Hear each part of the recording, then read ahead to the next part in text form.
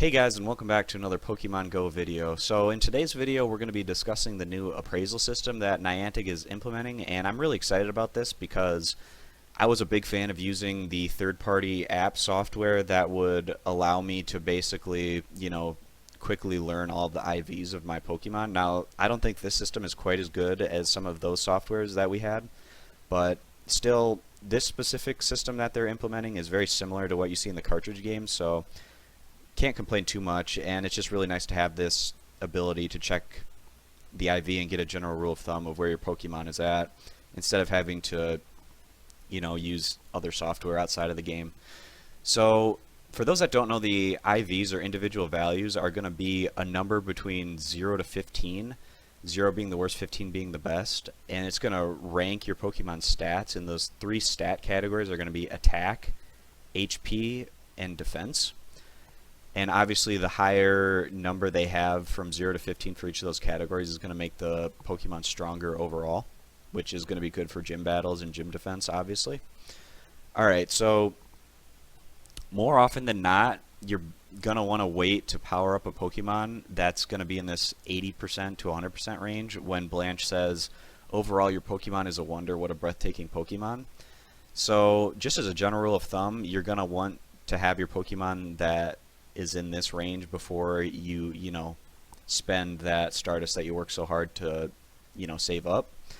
The only situations where I could see maybe powering up or evolving a Pokemon that's in the 67 to 79%, or maybe even the 51 to 66%, but I wouldn't even necessarily go down to that third category, is if it's a rare Pokemon or just a Pokemon that's hard to come by. So say you hatch a Snorlax and maybe it's, a 70% IV or something. Well, that doesn't mean that that's a worthless Pokemon by any means. That's still going to be a really strong fighter and defender in a gym. So in that situation, I can see going outside of that 80 to 100% range. But other than that, you're generally going to be wanting to stay in that 80 to 100% range. So let's scroll down here.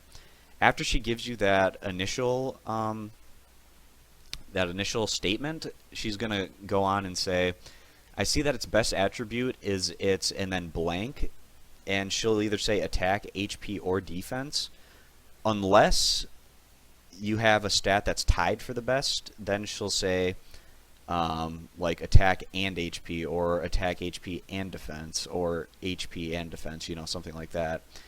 And then after she says that line, she'll say a phrase, so you can know if it's 15 or 13 to 14 or 8 to 12 or 0 to 7 in terms of the IV number. So if she says its stats exceed my calculations, it's incredible, then that's going to be a perfect IV. So the best case scenario that you can hope for in game is getting that, she says the best attribute is its attack, HP, and defense, and then after that she says its stats exceed my calculations, it's incredible. This means that that Pokemon is going to be absolutely perfect, and nothing can be more powerful than that in its, obviously, its specific category. So that's going to be the goal, obviously, but to get that perfect IV, it's really rare. So having the one below that where she says, I'm certainly impressed by its stats, I must say, that's going to be the 13 to 14 range. This is still going to be a pretty powerful Pokemon. It's not going to be perfect, but it's still going to be really good and something that's still worth powering up and evolving. So anything less than that, and you're looking at a Pokemon that you're going to want to be transferring and getting the candy from that. And then this is pretty much the only relevant information that comes out of this analysis, and obviously this information is really helpful for those that need an IV checker on the run on their phone. And obviously they have this other area down here where it'll tell you the size of your Pokemon.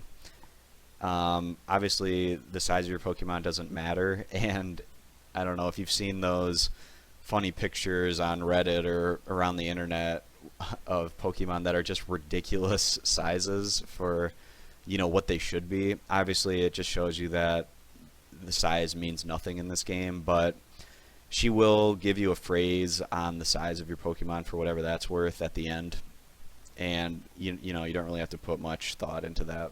part of it. So that's pretty much it for the Team Mystic appraisal.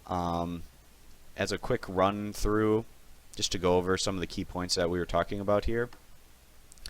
As a general rule of thumb, before you spend your Stardust on, powering up a Pokemon or spending the candies to evolve them and powering them up, you're going to want to be in that 80 to 100% IV range. And, the only way that I would necessarily go outside of this is if it's a Pokemon that's really rare.